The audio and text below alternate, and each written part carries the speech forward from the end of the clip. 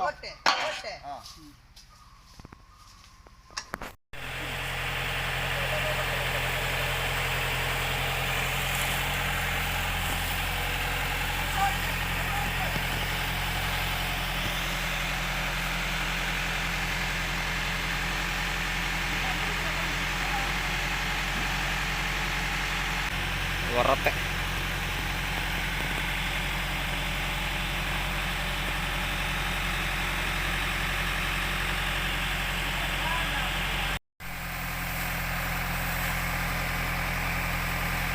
ಕರಗಿಸಿ ಕೊಡೋದು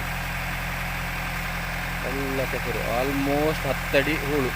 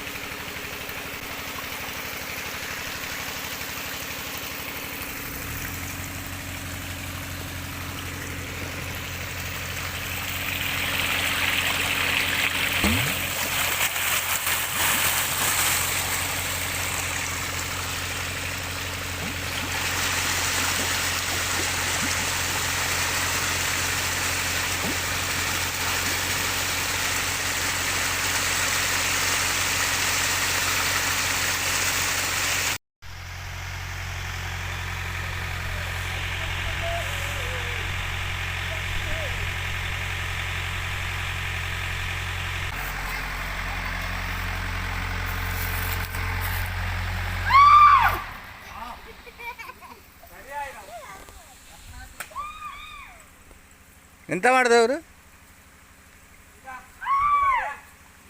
ಈಗ ಹೂಳು ಎತ್ತಿ ಆಗಿದೆ. ಸ್ವಲ್ಪ ಇನ್ನೊಂದು ಚೂರು ಕೆಲಸ ಬಾಕಿ ಇದೆ. ಕೆರೆದು ಹೂವು ಆಚೆ ಕಡೆ ಬಾಕಿ ಇದೆ. ಇಲ್ಲಿ ಈಗ ಸುಮಾರು ಜನಕ್ಕೆ ನಮ್ಮಲ್ಲಿ ಬಂದವರಿಗೆ ಒಂದು ಪ್ರಶ್ನೆ, ಇದು ಈ ನೀರು ಎಲ್ಲಿಂದ ಬರ್ತಾ ಇರೋದು ಅಂತ. ಇಲ್ಲಿ ಈ ರೀತಿ ಧಾರಾಳ ನೀರು ಹರಿತಾ ಉಂಟು. ನೀವು ಮಲೆನಾಡಿನ ಕಾಡುಗಳಲ್ಲೆಲ್ಲ ಹೋದಾಗ ಒಂದು ಹೇಗೆ ಹರಿವು ಇರ್ತದೋ ಆ ರೀತಿ ಹರಿವು ಇಲ್ಲಿ ಕಾಣಿಸ್ತಾ ಇದೆ. ನೋಡಿ, ಇಲ್ಲಿ ಸಹ ಬರ್ತಾ ಇದೆ ನೀರು. ಎಲ್ಲಿಂದ ಬರ್ತಾ ಇದೆ? ಮಣ್ಣ ಸೆರೆಯಿಂದೆಲ್ಲ ನೀರು ಬರ್ತಾ ಇದೆ. ಇದಕ್ಕೆ ಇಲ್ಲಿ ಒಂದು ನಿಮಿಷ, ಇಲ್ಲಿ ನೋಡಿ, ಇಲ್ಲಿ ಅಲ್ಲಿ ಒಂದು ನಿಮಿಷ. ಇದರ ಬದಲು ಇದರ ತೋಟದಲ್ಲಿ ಸಸ್ಯ ದಟ್ಟಣೆಯ ಕಾರಣವಾಗಿ ಇರುವ ಅಂತರ್ಜಲ, ಈ ಅಂತರ್ಜಲ